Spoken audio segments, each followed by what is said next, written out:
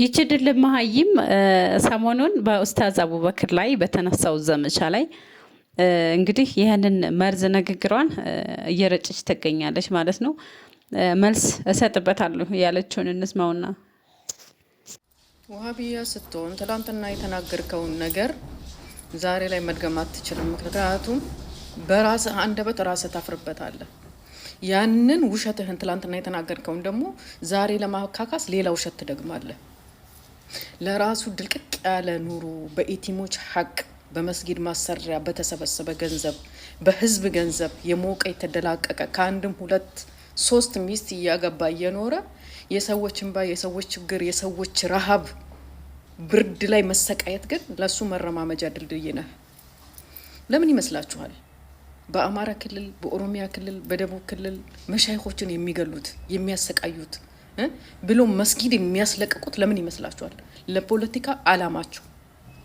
እነኚህን ሰዎች ደግፋችሁ ዛሬ ደግሞ ያንን ብር ተቀብሎ ቢሆን ፈርሞ ቢሆን እያላችሁ የምትሉ ሰዎች እሺ ወይ የአቡ ጀህል ሚስት እህት እንግዲህ ያው ጫት የጫት ዋጋ በጣም ተወደደ። ጫት አልቃመችም ዛሬና የጫቱ ሱስ አናቶ ላይ ወጥቶ ነው ይሄ ሁሉ የሚያናግራት። አይዞሽ እንግዲህ እስኪ ቅጠላ ቅጠል ካገኘሽ ሌላም ቢሆን እንግዲህ ጫትን ባይሆን ብይበት ማለት ነው። ብይበት በረድልልሻል። የአላህ ጌታዬ አንቺ አላህን እንኳን አትፈሪም እንዴ? በየቲሞች ገንዘብ በመስጊድ ማሰሪያ ገንዘብ ሙስሊሞችን እያፈናቀሉ ቆይ አንቺ ምን አይነት ቀብር ነው የሚኖርሽ? ስለ ወደፊትሽ እንኳን ትንሽ አታስቢም? እንደሞታለሁ ብለሽ ኡስታዞችን በዚህ ልክ ስትናገሪ ትንሽ አታፍሪም? ኢና ሊላሂ ወኢና ኢለይሂ ራጂዑን። ሰሞኑን ኡስታዝ አቡበክር ላይ የተነሱበት ምክንያት ምንድን ነው? እስኪ ቪዲዮውን እስከ መጨረሻው አዳምጡት። ነገሩን ግልጽ ያልሆናላችሁ ብዙዎች ስላላችሁ ቪዲዮውን እስከ መጨረሻው ስሙት። እሺ ኡስታዝ አቡበክር አህመድ አግማስ ኢትዮጵያና ባለሀብቱ የሚለውን ፊልም እናውራበት። ሰሞኑን የሌለ ቫይራል የሆነ ፊልም ነው። ባይ ዘ ወይ ይሄን ቪዲዮ ሼር ኮፒ ሊንክ ያርጋችሁ ጀምሩት። አካውንቴ ሻዶባኑ ስለሆነ ማለት ነው። ለማንኛውም ኮንቴክስት ለመስጠት ያህል አግማስ ኢትዮጵያ የሚባለው ሲቪል ማህበር ኦር ኤንጂኦ ለደብረ ብርሃን ላይ የተፈናቀሉ ወገኖች ተፈናቅለው ደብረ ብርሃን ላሉ ወገኖች ፈንድሬዝ እያደረገ ነበር። እዛ ፈንድሬዚንግ ላይ እንግዲህ ከዛ ፈንድሬዚንግ ውስጥ አንዱ ላይ አንድ ባለሀብት እንግዲህ መልእክት ልቀው 15 ሚሊዮን ብር ሰጣለሁ አሉ። ደን ደግሞ አግማስ ኢትዮጵያ ደግሞ ኖ ጋሼ የእርሶ ብር እንኳን ለጊዜው ይቅርብኝ ብሎ አልቀበልም አለ። የአግማስ ኢትዮጵያን መልእክት ደግሞ ኡስታዝ አቡበክር አህመድ ሼር አደረገው። ሰው አልቀበልም ያለውን ድርጅት ታችሁ እናንተ ኡስታዝ አቡበክር ላይ ለምንድነው መዘምቱት? ዊ ኖ ሴራ ወይ ሲ ዋን እኛ ሴራን ስናየው ነው የምናውቀውና ይሄንን በዚህ እቺን አጋጣሚ ተጠቅማችሁ ምናምን ነገር ኡስታዝ አቡበክርን ጎትታችሁ ለመጣል ምናምን ሰውየው የገነባው ስብዕና ሲጀመር ማለት ነው በእናንተ ጫጫታ የሚወድቅ አይደለም። ሶ ሴራችሁን ያው ስለምንባል ነው የማያዋጣችሁ ነው ፍቱ ልላችሁ ነው። ካልፈታችሁ የሚመታችሁ በጫጫታችሁ ምን የሚመጣ ነገር ስለሌለ፣ ነገር ግን አግማስ ኢትዮጵያ መቀበል ነበረበት ወይስ አልነበረበትም የሚለውን ጉዳይ ግን ልናወራበት እንችላለን። አግማስ ኢትዮጵያ ማለት ሲቪል ማህበር ነው። ከሲቪል ማህበራት ኤጀንሲ ፍቃድ ወስዶ ሲቪል ማህበራት ኤጀንሲ የሚባል የፌዴራል ቢሮ አለ። ከዛ ቢሮ ፍቃድ ወስዶ የሚሰራ እንደ ማንኛውም ኤንጂኦ እንደ ሁሉም ኤንጂኦዎች ፍቃድ ወስዶ የሚሰራና የሲቪል ማህበራት አዋጅ የሚባል አዋጅ ስር የሚተዳደር ተቋም ነው። ፍቃድ ያለው ተቋም ነው። ሶ ይህ ተቋም እዛ አዋጅ ስር በሚተዳደርበት አዋጅ ስር ፈንድሬዝ ሲያደርግ እነዚህ ኤንጂኦዎች ፈንድሬዝ ሲያደርጉ ህጋዊ ከሆነ የገንዘብ ምንጭ ብቻ መቀበል እንዳለባቸው በግልጽ ይደነግጋል። ይሄንን ከእምቢ ካልክ ያው ፍቃድ ይሰረዛል ማለት ነው። አሁን ችግሩ የሆነው ምን መሰላችሁ? እኛ ቲክቶክ ላይ የሶሻል ሚዲያ ላይ ምናምን ነገር የምናውቀው የሆነ ሰም ቲክቶከር የሆኑ የተቸገሩ ሰው ምናምን ነገር ድንገት ያገኘና ቀርጾ ፖስት ያደርጋቸዋል። ከዛ የ100 ብር ቻሌንጅ የምናምን ብር ቻሌንጅ ይጀመርላቸው ይባላል። ገንዘብ ተሰብስቦ ይሰጣቸዋል። ከየትም ይምጣ ከየት ገንዘቡ ማለት ነው። ይህ በግለሰብ ደረጃ ምናምን የሚደረጉ ፈንድሬዚንጎች ከሆኑ ሌላ ጉዳይ ነው። ነገር ግን ከሲቪል ማህበራት ኤጀንሲ ፍቃድ ወስዶ በሲቪል ማህበራት አዋጅ ስር የሚተዳደር ድርጅት ግን ሊጠነቀቅ ይገባል። የሚወስድ ድርጅት ነው። ሶ በአዋጁ ስር ባሉ አንቀጾች ምንድነው አክብሮ ሊሰራ ይገባል። እና እኒ ግለሰብ የሰጡት ገንዘብ ህገወጥ ነው ወይ የሚለው እኛ አናውቅም። እሱን ማን ነው የሚያውቀው? መንግስት ያውቃል። ያው ከዛ ውጭ ደግሞ አላህ ይወቅ። ገባችኋል? ነገር ግን ግለሰቡ በተለያዩ ነገሮች ተጠርጥረው ከሀገር ወጥተው ያሉ እንደሆኑ ማንም ያውቃል።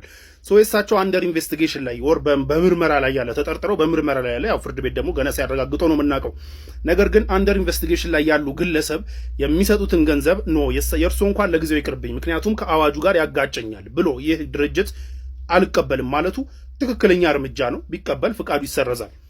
ለዚህ ደግሞ ማረጋገጫቸው አንደኛ አዋጁን ይላችሁ አንብቡት። ሁለተኛ ግን ለምንድን ነው በዚህ 2 ቀን ውስጥ አግማስ ኢትዮጵያ 15 ሚሊዮን አልቀበልም ሲል ሌላ ኤንጂኦ ኖ ለኛ ስጡን እኛ ተቀብለን እናደርሳለን ያላለው ለምንድን ነው? ቢኮዝ አገሪቷ ውስጥ ያለው ኤንጂኦ በሙሉ በሲቪል ማህበራት ኤጀንሲ ስር ፍቃድ ወስዶ የሚሰራ ነው። ይሄን ከተቀበለ ፍቃዱ ይሰረዛል። ይሄን አሳምሮ ያውቃል። ስለዚህ ማንም አይዳፈርም። አቡበከር ላይ ደግሞ ተነስተውበታል። ዝመቱብኝ። ዛሬም አቡበከር ላይ ዴሊብሬትሊ ነው የተነሳችሁበት። ወርቁ አይተ ነው ድጋፍ እንዳያረግ ተደረገ። ጠቅላላ ሚዲያውን ሂዱት። ወርቁ አይተ ነው ድጋፍ እንዳያረግ የከለከለው ደግሞ አቡበከር ነው። አቡበከር የሚመራው እንጂው አለ። በዚሁ ተናግሬው ልሂድ። አዎ በህግና ስርዓት ነው የሚሄደው የአቡበከር እንጂው። ነገ ከነገ ወዲያ ሪፖርት ያቀርባል እንዳይመስልህ። እዚህ የእውቀት ስንፍናችሁን አደባባይ አትግለጡ። አለማውቃችሁን አትግለጡ አደባባይ። ታሳፍራላችሁ አንዳንዶቻችሁ።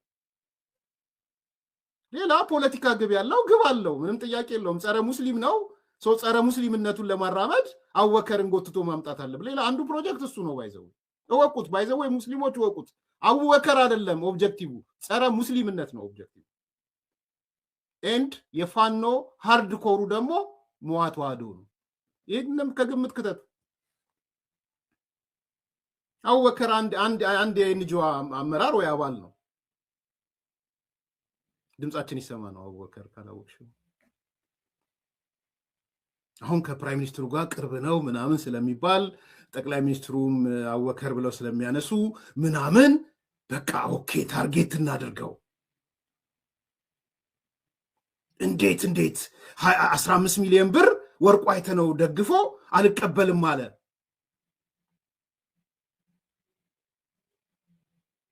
አዎ አይቀበልም። ነገ ሪፖርት ሲያደርግ ምን ብሎ ሪፖርት ያደርግ? አይፈቀድም።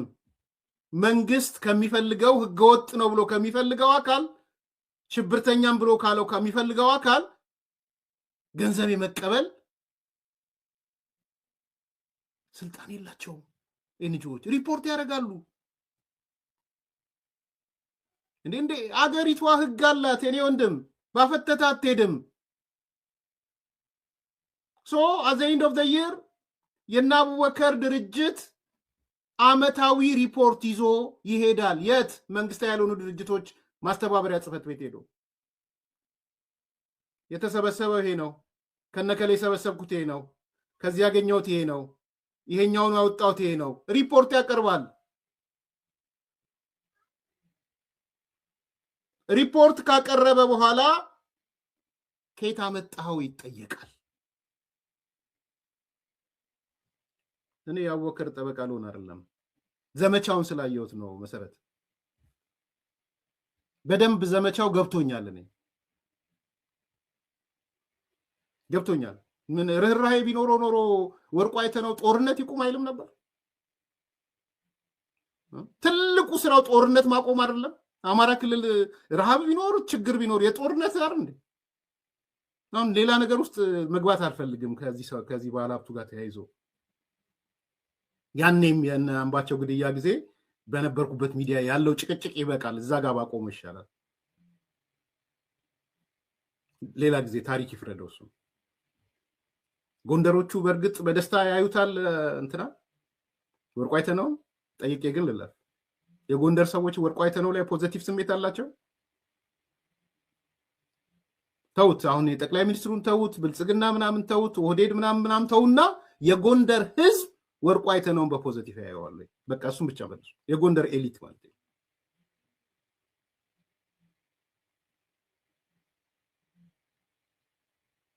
ስለዚህ ለኔ ከፈረሱ ጋሪው ነው። ኦኬ መደገፍ ከፈለክ መርዳት ጦርነት እንዲቆም ደግፍ፣ አስቁም ጦርነቱን። በዛ ያለ አቅም ካለ ጦርነቱን አስቁመው። አጀንዳ ተቀባባይነት ያለው አጀንዳ ማቀጣጠል ይፈለጋል። ህወሓት ክሬት ያደርጋል፣ ይቀበላል ፋኖ።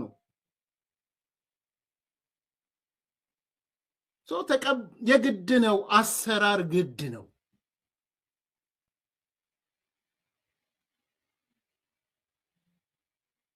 አይቻልም፣ በፍጹም አይፈቀድም። ከሽብርተኛ ድርጅት ብለህ ወይም ከሽብርተኛ ከጠረጠርከው መቀበል ድርጅትህን ብቻ አይደለም የሚያዘጋብህ፣ አንተም ትታሰራለህ። እና እንዲታሰሩላችሁ ነው አቡበከር ዛሬ ከጠቅላይ ሚኒስትሩ ጋር ደህና ስለሆነ ተውተው ይባላል ብላችሁ ነው? አይደለም፣ እንደዛ አይደለም። እንዴ እናስብ እንጂ አይምሮ ይኑረን። በተለይ አብሮ ይሄ መናጆ የሆናችሁ ሰዎች ጅራሬ የሆናችሁ ሰዎች ቆም ብላችሁ አስቡ። ምን ነው ወርቁ አይተህ ነው ለአማራ ስትቆረቆራለህ? እንግዲያውስ ጦርነቱ እንዲቀር ስራ።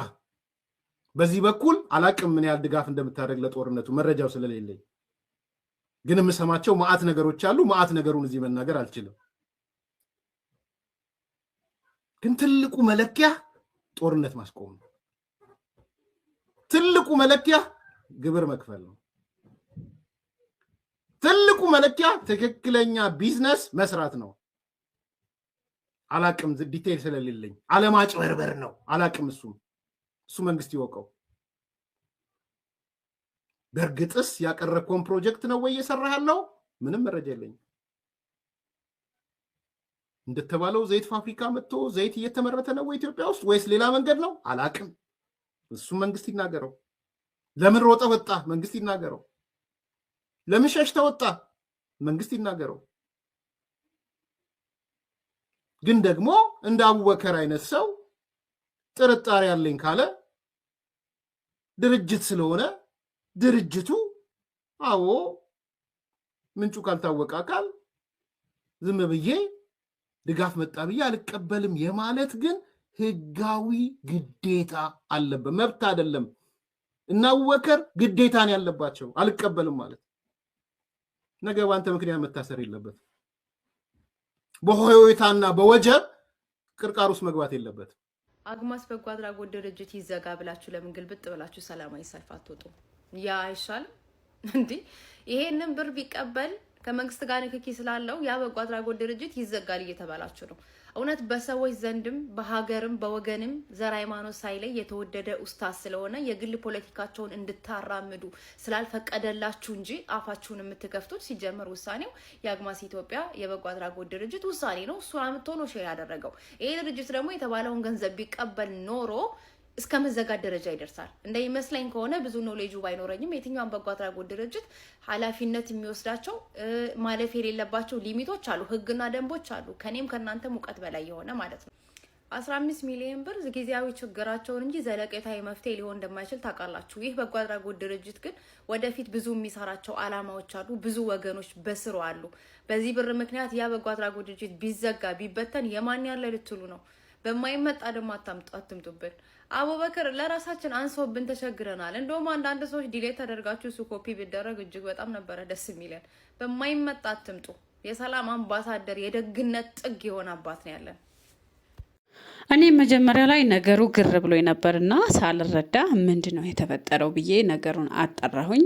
ነገር ግን ኡስታዝ አቡበከር ቀጥታ አግማስ የሚረዳው ድርጅት የአግማስ ኢትዮጵያ የለጠፈውን ልጥፍ ነው መልሶ ፌስቡክ ላይ የለጠፈው ኡስታዝ ማለት ነው። ያ ማለት እንግዲህ አንዲ ማለት እኛ ሙስሊሞች የሆነ ሀቂቃ ገንዘብ እኮ ዝም ብሎ በሐራም ተግበስብሶ ግለሰቡ ሐራሚ ነው ተተባለ በሐራም ተግበስብሶ የመጣን ነገር እኮ መቀበል እኮ አይቻልም።